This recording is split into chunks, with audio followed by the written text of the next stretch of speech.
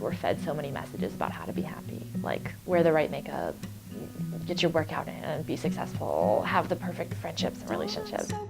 I've been overwhelmed with the amount of beauty that I've seen, and I think, just like any other place, there's also an overwhelming amount of pain. It's not about necessarily the world being perfect, but it's about seeing the beauty in it regardless.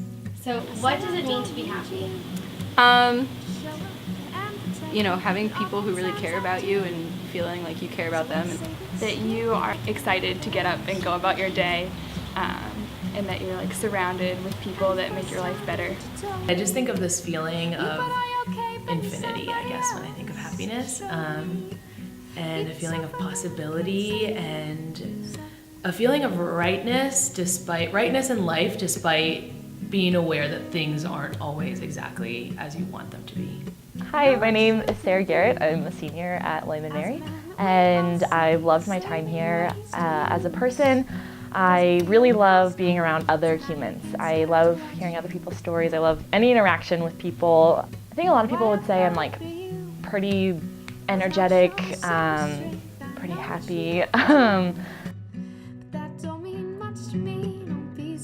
I think it's easier to be happy here than people give it credit for. Sometimes people need to be told or like reminded to like see the bigger picture, and like a lot of petty things make people unhappy or stressed out, but sometimes it takes someone else to like remind you that it's really not the biggest deal. I think obviously like the stress of school, everyone's involved in so much, it can get really stressful, but I think the supportive community of like friends and even like my family back home that I have make it easy.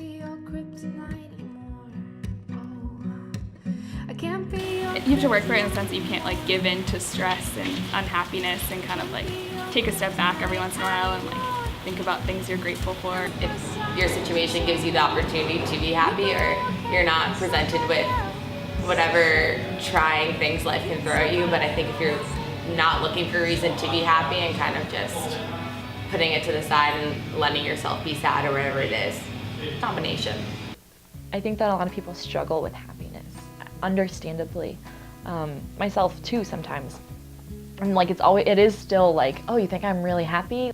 I think sometimes Sarah's happiness is misunderstood because I think people assume that Sarah's just happy, that it's a natural thing for her. Sarah's happiness has such incredible depth, and it's not at all because she doesn't see pain. I'm like an incredibly joyful childhood. Like I never ever felt like, oh, like something's missing, Like my mom was just really, really incredible at like making me feel really unconditionally loved. But when I was in 7th grade, she was diagnosed with colon cancer and then passed away in my freshman year of high school. And there was just huge changes because, she was a single parent. I like grew up in a public school in a condo in Seattle and then moved to a private school with an aunt and uncle in Florida.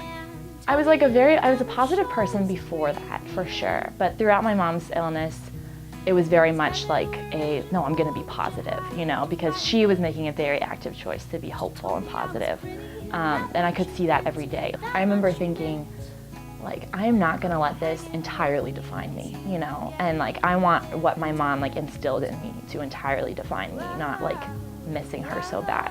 And she was a really joyful person and like super goofy with me always, and so that like trickled down into me in a lot of ways, I think. If I hadn't had the family who was there to support me and like, even just like physical means around me, like I was like okay, like I wasn't worried about my next meal, like things like that just like make it easier. She sees things, she's felt things that, are all the reasons to not be joyful and to not carry that light with her always, but she has chosen, I think oftentimes it has been a choice of,